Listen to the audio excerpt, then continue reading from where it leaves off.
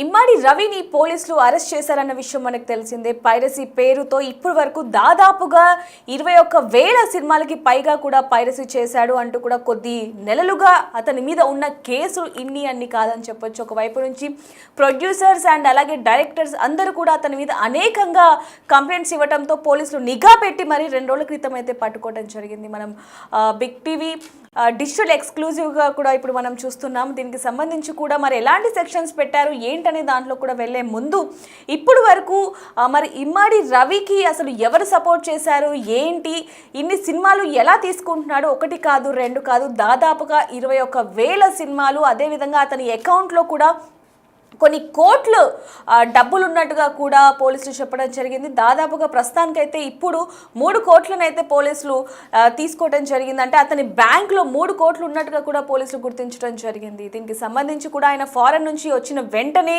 కుక్కట్పల్లిలో ఉన్న తన సొంత ఇంటికి వెళ్ళడం జరిగింది. అక్కడికి వెళ్ళాడంటూ కూడా ఇన్ఫర్మేషన్ రావడంతో పోలీసులు ఊటావుటన వెళ్ళి అతన్ని అరెస్ట్ చేయడం జరిగింది. ప్రస్తుతానికి ఇప్పుడు రిమాండ్లో ఉన్నాడు అంటూ కూడా అధికారులు చెప్తున్నారు. మరి దీనికి సంబంధించి ఇమ్మాడి రవికి అడ్వకేట్ ఎవరు లేరా, అసలు ఈ కేసు తీసుకుంటారా అనే క్వశ్చన్ మార్క్ మాత్రం పెద్దగానే ఉందని చెప్పొచ్చు. ఎందుకంటే పైరసీ పేరుతో ఎన్నో వేల సినిమాలను ప్రజలకు అందిస్తున్నాడు. బెప్పం అండ్ అలానే ఐబొమ్మ అనే వెబ్సైట్ని కూడా ఎంత యాక్టివ్గా ఉంచుతున్నాడు అనేది కూడా మనం చూస్తున్నాం. ఏ మూవీ అయినా సరే రిలీజ్ అయిన కొన్ని గంటల్లోనే ఆ వెబ్సైట్లో ఉండటం, అనేక మంది కూడా ఆ మూవీని ఫ్రీగా చూడటం అనేది కూడా మనం చూస్తున్నాం. దీనికి సంబంధించి కూడా అదొక్కటే కాకుండా అనేక ఆరోపణలు కూడా ఉన్నాయని చెప్పొచ్చు.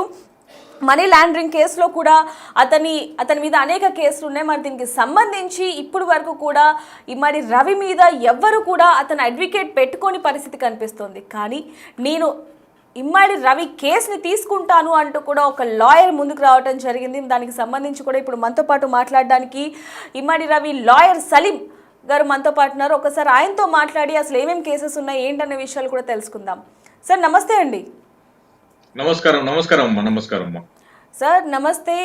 ఇమ్మడి రవి, ఐబొమ్మ రవి అంటే ఇప్పుడు తెలియని వాళ్ళు ఎవరు కూడా లేరని చెప్పొచ్చు. అలాంటిది అతని మీద ఇన్ని కేసులు ఉన్నప్పటికీ కూడా ఒకవైపు నుంచి చూసుకుంటే మనీ లాండరింగ్ కేసు ఉంది, అలాగే ముఖ్యంగా ఇక్కడ బెట్టింగ్ యాప్కి సంబంధించి కూడా ఉందని చెప్పొచ్చు. అందులో మెయిన్గా ఇక్కడ చూసుకుంటే మూవీ పైరసీ ఏ విధంగా చేస్తున్నాడు అనేది కూడా చూస్తున్నాం. గతంలో నుంచి కూడా దీని మీద పోలీసులు ఎంత పెద్ద నిఘా పెట్టారనేది కూడా మనకు తెలుసు.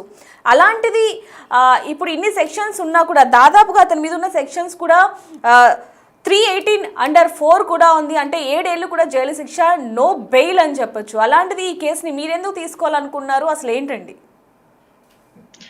లేదు, ప్రతి ముద్దాయికి ఒక లాయర్ కావాలి. సో ఇది సోషల్ ఇష్యూ ఉంది. ప్రజల మంచి సానుభూతి వస్తుంది ఇమ్మడి రవికి. నేను వాళ్ళ ఫాదర్ కి వెళ్ళి మాట్లాడిన తర్వాత నాకు అసలు ఈ రోజుకి 1 మిలియన్ వ్యూస్ వచ్చాయి. ఆ 1 మిలియన్ వ్యూస్ లో అసలు 300 పీపుల్ అయితే సార్ మేము మీకు డబ్బులు ఇస్తాం, మీరు ముందర వెళ్ళండి అని ఒక మాస్ గ్యాదరింగ్ సపోర్ట్ వస్తుంది. సో సోషల్ ఇష్యూ ఉంది, నాకు కూడా మంచి రికగ్నిషన్ వస్తుంది ఈ కేసు వల్ల అని తీసుకున్నాను. దాని తప్ప ఇంకేం లేదు. సార్ ఇక్కడ చూడొచ్చు ఐటీ చట్టం ప్రకారం 66C అలాగే బిఎన్ఎస్ యాక్ట్ ప్రకారం 318(4) కూడా పెట్టడం జరిగింది. దాదాపుగా 63, 65 సెక్షన్స్ కింద కూడా కేసు నమోదు చేయడం జరిగింది. మనం చూస్తున్నాం ఇదేమి అంటే చిన్న కేసు కాదని చెప్పొచ్చు. దాదాపుగా సినీ ఇండస్ట్రీ మొత్తం కూడా ఇమ్మడి రవి కోసం అలాగే పోలీసులు ఎంత నిఘా పెట్టి వెతికారు అనేది కూడా మనందరికీ కూడా తెలిసిందే. ఇప్పుడు పబ్లిక్ మొత్తం కూడా ఇమ్మడి రవికి అంటే ఐబొమ్మ రవికి ఎంత సపోర్ట్ చేస్తున్నారు అనేది మనం చూస్తున్నాం.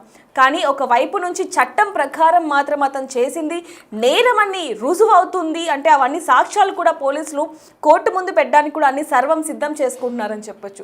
అలాంటిది మరి ఇమ్మడి రవికి బెయిల్ వస్తుందా అనే క్వశ్చన్ మార్క్ మాత్రం పెద్దగానే ఉందని చెప్పొచ్చు. మరి దానికి సంబంధించి మీరు కోర్టు ముందు ఎలాంటి సాక్ష్యాలు తీసుకొని రావాలనుకుంటున్నారు? సాక్ష్యాలు కాదు, రూల్ ఆఫ్ లా కింద యాక్చువల్లీ ఇమ్మడి రవి మీద పెట్టిన కేసులు అన్ని బెయిలబుల్ ఉండే. 318(4) కానీ 65 ఐటీ యాక్ట్ కానీ 66 ఐటీ యాక్ట్ కానీ కంపెనీ యాక్ట్ కానీ ఇవి అన్ని బెయిలబుల్ కేసులు ఉన్నాయి. అన్ని కేసులు కూడా బిలో 7 ఇయర్స్ ఉంది. సుప్రీంకోర్టు గైడ్ లైన్స్ ఉన్నాయి. Supreme of the law of India. So 7 years వరకు పనిష్మెంట్ ఇచ్చే కేసులా బెయిల్ ఇవ్వాలి. సో 7 ఇయర్స్ అబౌవ్ ఉంటేనే జైల్లో పెట్టాలని రూల్ ఆఫ్ లా ఉంది. కానీ ఇవి అన్ని సెక్షన్స్ కూడా 7 ఇయర్ బిలో ఉన్నాయి. సో ఇమ్మడి రవికి బెయిల్ వస్తుంది వచ్చేస్తుంది, దాంట్లో అంత పెద్ద ఇది కాదు అని నేను వయా మీడియా మీకు చెప్తున్నాను. అంటే సార్ మనీ లాండరింగ్ కేసు కూడా ఉండటం జరిగింది. ఇప్పుడు వరకు పోలీసులు కూడా 3 కోట్ల వరకు కూడా సొంతం చేసుకున్నారు. అతని అకౌంట్లో 3 కోట్లు ఉండటం అనేది చిన్న విషయం కాదు. ఎందుకంటే ఒక సాధారణ ఉద్యోగి దగ్గర 3 కోట్లు అండ్ అలాగే విదేశీయుల దగ్గర నుంచి అనేక కోట్లు ఇతని అకౌంట్లోకి పడ్డాయన్న సాక్ష్యాలు కూడా పోలీసులు చూపిస్తున్నారు. అదేవిధంగా ముఖ్యంగా చూసుకుంటే ఇక్కడ ఎవరైతే బెప్పం ఐబొమ్మ మూవీస్ చూస్తున్నారో వాళ్ళ డేటాని కూడా థర్డ్ పార్టీ వాళ్ళకి అమ్ముతున్నాడు అనే ఆరోపణలు కూడా ఉన్నాయని చెప్పొచ్చు. మరి ఇవన్నీ కూడా చూసుకుంటే బెయిల్ అనేది కొంచెం కష్టం అనే విధంగానే తెలుస్తుంది. మరి దీని మీద మీరు ఏ విధంగా ముందుకు వెళ్తున్నారు? లేదు, బెయిల్ అయితే ఏ కష్టం లేదు. చాలా సింపుల్ గా మనం తీసుకురావాలి అని మనం ట్రై చేస్తున్నాం. అంత హారబుల్ ఈ కేసులో రవి చేసిన తప్పుల ఆయనకి యావజీవ శిక్ష పడదు, ఉరి శిక్ష అయ్యదు. సో ఉరి శిక్ష అయ్యేస్తే, యావజీవ శిక్ష అయ్యేస్తే life imprisonment is serious offence. Even though 10 years rigorous punishment ఉన్న కేసుకి సీరియస్ నేచర్ అంటారు. కానీ 10 years కంటే అంటే 7 years వరకు ఉంటే దాన్ని అఫెన్సే. కానీ మరి అంత రిగ్రెస్ ఇంప్రెస్మెంట్ ఎక్కువ గ్రావిటీ ఉండదు ఇండియన్ ఐపీసీ కేసులో అని నేను మీకు వాదిస్తున్నాను. సార్ ఒకవైపు నుంచి చూసుకుంటే పబ్లిక్ మొత్తం కూడా అతనికి సపోర్ట్ చేస్తున్న పరిస్థితి కనిపిస్తున్నప్పటికీ అతను మాత్రం చట్టరీత్యా నేరం చేశాడనే చెప్పొచ్చు. మూవీస్ అన్నిటిని కూడా పైరసీ చేయటం అనేది చట్టరీత్యా నేరం. మరి దీన్ని ఏ విధంగా చూడొచ్చు అంటారు? లేదు, అదే కదా ఇప్పుడు మీరు చెప్పింది కరెక్ట్ ఉంది. పబ్లిక్ ఆయన చేసిన నేరకి కానీ పబ్లిక్ సపోర్ట్, ఫుల్ సపోర్ట్ ఉంది. ఈ ఇన్క్లూడింగ్ సినిమా ఇండస్ట్రీ వాళ్ళు కూడా సపోర్ట్ చేస్తున్నారు. సో ఎందుకంటే ఆ ఏమంటారు, హీరోస్ కి పే చేసే హై పేడ్ చేస్తున్నారు. 100 crores 50 crores పే చేసి ఒక హీరోకి 200 crores ఆ సినిమా తయారు చేస్తున్నారు. సో ఆ బడన్ మొత్తం కామన్ పబ్లిక్ మీద చేస్తున్నారు. ఇప్పుడు చూడండి, ఇడ్లీ దోశ 50 రూపాయలకి దొరికితే తింటారా? అదే ఇడ్లీ దోశ 500 రూపాయలకి అంత ఎవరిది ఇది చేస్తారు చెప్పండి. So cinema is a consume ఉంది, అది ఎంటర్టైన్ ఉంది, అది ప్రాఫిటబుల్ బిజినెస్ కాదు. అది సోషల్ ఒక ఆర్ట్. అది ఆ ఆర్ట్ ని ఇలా ఏమంటారు ఆ హై రేట్ లా అమ్ముతున్నారంటే చాలా బాధాకరంగా ఉంది. Even though education also, medical also, ఇండియాలో మెడికల్ అయినా ఎడ్యుకేషన్ ఇవి అన్ని బిజినెస్ కాదు, ఇది సర్వీస్, ఇది సోషల్ సర్వీస్. సో సార్ ఇప్పుడు మీరు దాన్ని సర్వీస్ అంటున్నారు, అసలు ఏ విధంగా సర్వీస్ అవుతుంది? ఎందుకంటే అప్పుడే రిలీజ్ అయిన అంటే ప్రొడ్యూసర్స్ అందరూ కూడా కోట్లు పెట్టి పెట్టుబడి పెట్టి డైరెక్టర్స్ అందరూ కూడా సినిమాలు తీస్తూ ఉంటారు. అలాంటిది థియేటర్లోకి వెళ్ళి చూడాలి, వాళ్ళకు కొంచెం కలెక్షన్స్ రావాలి అనుకుంటారు. అలాంటిది రవి అనే లాంటి వాళ్ళు మూవీ థియేటర్లోకి వచ్చిన కొన్ని గంటల్లోనే, కొన్ని రోజుల్లోనే వెబ్సైట్లో పెట్టడం, అదంతా కూడా ఫ్రీగా చూడడం అనేది ఏ విధంగా సర్వీస్ అనిపిస్తుంది సార్? లేదు, నేను ఈ సర్వీస్ కాదు అంటే సినిమా తయారు చేసేది సర్వీస్ అంటున్నాను నేను. సినిమా బిజినెస్ ఏముంది, అది service. Education also is a service. So ఇప్పుడు మన ఆర్టిస్ట్ ఉంది, ఆర్టిస్ట్ ల మహిళకి ఫ్రీ ఇది చేస్తున్నారు, అది వెల్ఫేర్. అంటే artist is not a commercial department, ఇది వెల్ఫేర్ డిపార్ట్మెంట్. అంటే లాలా ఉన్న సెక్షన్స్ ఆఫ్ లా కింద నేను మీకు మాట్లాడుతున్నాను. సో ఆయన చేసింది రాబిన్ హుడ్ లాగా చేశాడు. ఆయన సినిమా దొంగతనం చేసి పలిచారని ఆరోపణ ఉంది. కానీ నేను దానికి డినై చేస్తాను, అది fact of the case come to the after the trial. So అది అలిగేషన్స్ ఉన్నాయి. సో ఎంటర్టైన్ ఇండస్ట్రీలో అంతా డబ్బులు పెట్టేసి సినిమాలు తీస్తున్నారు, అది ఒక కామన్ మీద పడుతుంది, అది బర్డన్ అని కామన్ పీపుల్ దానికి సపోర్ట్ చేస్తున్నారని నేను చెప్తున్నాను మీకు. ఓకే సార్, మీరు అన్నట్టుగానే కామన్ పీపుల్స్ కూడా చాలా మంది కూడా సపోర్ట్ చేయడం జరిగింది. కానీ మధ్యతరగతి వాళ్ళు మాత్రం వేలు పెట్టి మేము థియేటర్స్లోకి వెళ్ళలేము, ఎందుకంటే ఒక్కరికి ఒక 500 అయినా సరే, చిన్న సినిమాలు అంటే పర్లేదు, కానీ పెద్ద సినిమాలకు మాత్రం వేలు పెట్టాల్సి వస్తుంది, అసలు మేము వెళ్ళలేని పరిస్థితి అంటూ కూడా కొంతవరకు సపోర్ట్ చేస్తున్నప్పటికీ కూడా అంటే ఆయన కేసు అంటే ఇప్పుడు చాలా మటుకు ఎన్నో కేసెస్ ఉన్నాయి, కానీ మీకెందుకు రవి కేసే తీసుకోవాలనిపించింది? అండ్ అలానే రవితో కానీ లేకపోతే రవి ఫాదర్తో కానీ మాట్లాడే ప్రయత్నం ఏమైనా చేశారా? అదే నేనైతే అదే రవి బిలాంగ్స్ టు విశాఖపట్నం, అంటే నా గుండె దగ్గరే ఉన్నాడు Ravi. So my moral responsibility, my heart beat అదే పలుకుతుంది రవి కేసు తీసుకున్నాలని. సో వాళ్ళ ఫాదర్ తో మాట్లాడిన తర్వాత చాలా ఇన్నోసెంట్ గా ఉన్నాయి. సో ఇటువంటి కేసులు సోషల్ ఇష్యూలా నేను ముందుకు వస్తాను, కేసు తీసుకుంటాను, దాన్ని వాదించేసి న్యాయం చేసి విధి విధానాలు నేను ఉంటాను. సో అదే ఉంది ఇప్పుడు. Ravi belongs to Visakhapatnam, I am belongs to అంటే Visakhapatnam. Sir sorry matter of sorry sir మధ్యలో మాట్లాడిస్తున్నందుకు. అంటే ఇన్నోసెంట్ అన్నారు, ఇక్కడ ఎవరిని ఇన్నోసెంట్ గా చూడాలి అంటారు? అంటే రవినా లేకపోతే రవి ఫాదర్నా? నేను రవికి కూడా ఇన్నోసెంట్ గా చూస్తాను, రవి ఫాదర్ కి కూడా ఇన్నోసెంట్ గా చూస్తాను, రవికి సపోర్ట్ చేసిన మాస్ గ్యాదరింగ్ కూడా నేను ఇన్నోసెంట్ చూస్తానమ్మా. అంటే ఎందుకు అంటారు సార్ మీరు ఆ వర్డ్ ని మెన్షన్ చేయడానికి గల రీజన్ ఏంటి అసలు? సార్ బిఫోర్ అంటే ఆయన ఏమంటారు, రవి అయినా రవి ఫాదర్ అయినా ఎవరైనా నేరం రుజువు కోర్టు రుజువు చేస్తారు. అది ఆయన మీద పడింది. ఇప్పుడు అలిగేషన్స్ ఉన్నాయి, ఆరోపణలు ఉన్నాయి. So every person innocent. After verdict వచ్చిన తర్వాతనే దాని మీద మనం ఇది చేస్తాము. సో మన Indian law before court judgement every person is innocent. So ఇది విధి విధానం ఉంది, నేను మీకు చెప్తున్నాను. అంటే సార్ ఒక వైపు నుంచి మనీ లాండరింగ్ అనేది కూడా చిన్న కేసు కాదు. ఇప్పుడు వరకు కూడా అతని అకౌంట్లో భారీగానే నగదు ఉంది అంటూ కూడా పోలీసులు గుర్తించడం జరిగింది. మరి దీనికి సంబంధించి మీరు ఏం చెప్తారు? అసలు ఎలాంటి సాక్ష్యాలని మీరు పోగు చేస్తున్నారని చెప్పొచ్చు? రేపు మళ్ళీ నాంపల్లి కోర్టు కూడా మీరు హాజరవబోతున్నారు. మరి అక్కడ ఎలాంటి సాక్ష్యాలను హాజరుపరచాలనుకుంటున్నారు? రవితో అసలు ఏం మాట్లాడాలనుకుంటున్నారు మీరు? లేదు, మనీ లాండరింగ్ కేసు అంటే, మనీ లాండరింగ్ అంటే ఇక్కడ ఉన్న డబ్బులు తీసుకుపోయి వేరే కంట్రీలో పెట్టేసి మరి రీవర్స్ వస్తుంది, అది మనీ లాండరింగ్. ఇది ఆయన మనీ లాండరింగ్ ఏం చేయలేదు కదా. ఆయన విదేశీయుల దగ్గర నుంచి కోట్ల కొద్దీ డబ్బు రవి అకౌంట్ లో పడింది అనేది కూడా పోలీసులు సాక్ష్యాలతో సహా కోర్టులో చూపించబోతున్నారని చెప్పొచ్చు. మరి దీనికి సంబంధించి ఏం చెప్తారు? ఎర్నింగ్ కావచ్చు కానీ మనీ లాండరింగ్ కాదు. ఆయన సంపాదించుకోవచ్చు కానీ మనీ అంటే లాండరింగ్. ఒక మధ్య తరగతి వ్యక్తి కోట్లు సంపాదించడం అనేది సాధ్యం అవుతుంది అంటారా?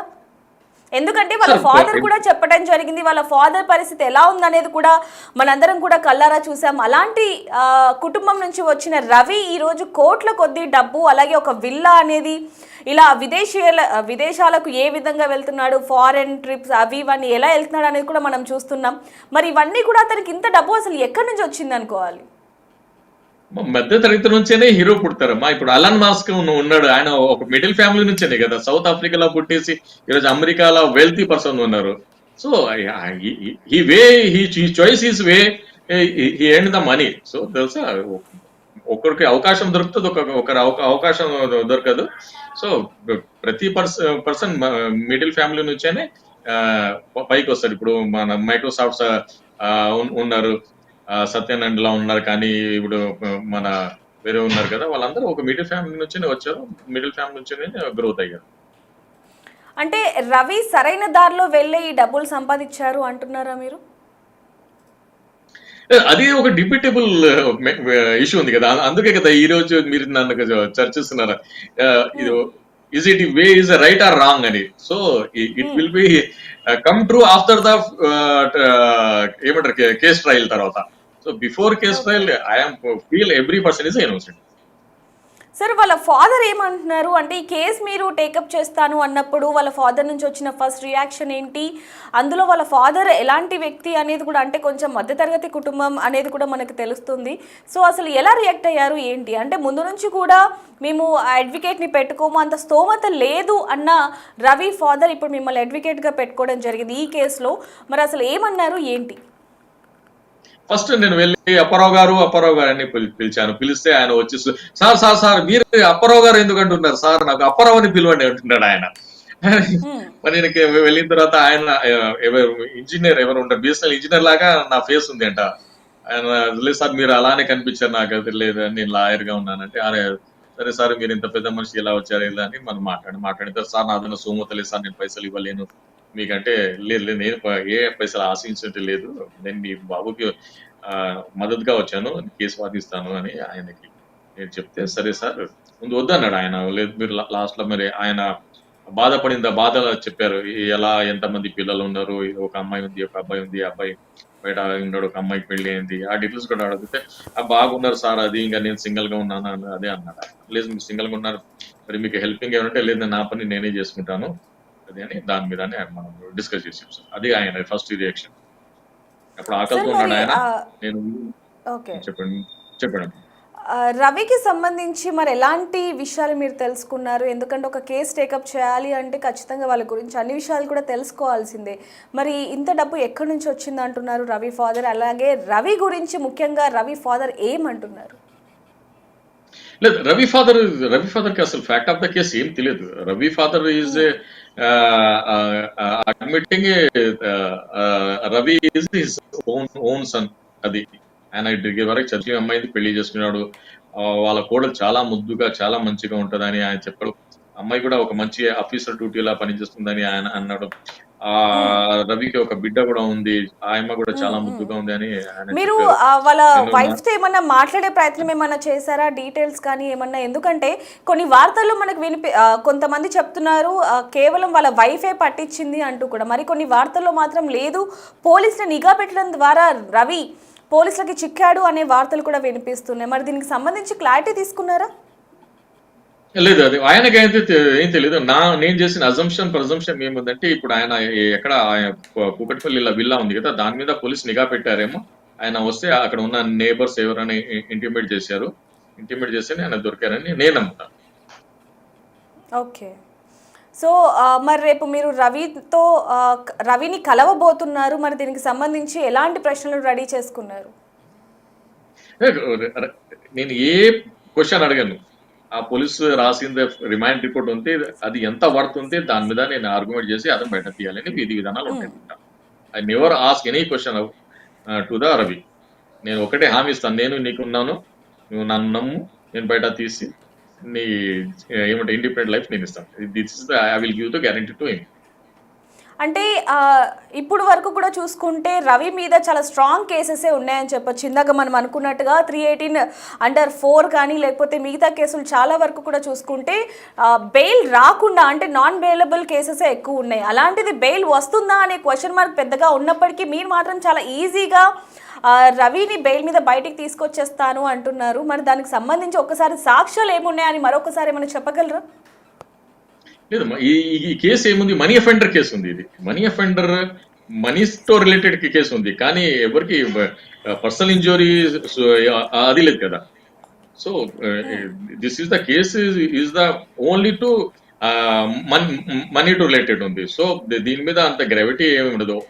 ఎవరైనా హాని చేశాడో, ఎవరైనా ఇంజురీ చేయలేదు కదా, ఎవరు బ్లడ్ ఏం ఇది చేయలేదు కదా, ఎవరికైనా ఇది చేయలేదు, సొసైటీకి హామ్ ఏం చేయలేదు, సొసైటీకి సపోర్ట్ చేశాడు.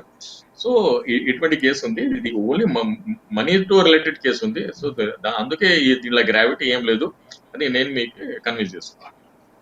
సార్, అంటే మీ మాటల్లో మాకు అర్థమవుతున్నది ఏంటంటే ఇది పెద్ద కేసు కాదు అనేది మీ మాటల్లో మాకు అనిపిస్తుంది. కానీ బయట కూడా చూసుకుంటే ఇప్పుడు వరకు దాదాపుగా 21,000 సినిమాలు అంటే నాట్ ఏ స్మాల్ నెంబర్. కాబట్టి మరి దీనికి సంబంధించి మరి మీరు ఎందుకని అంత చిన్నగా తీసుకుంటున్నారు ఈ కేసుని?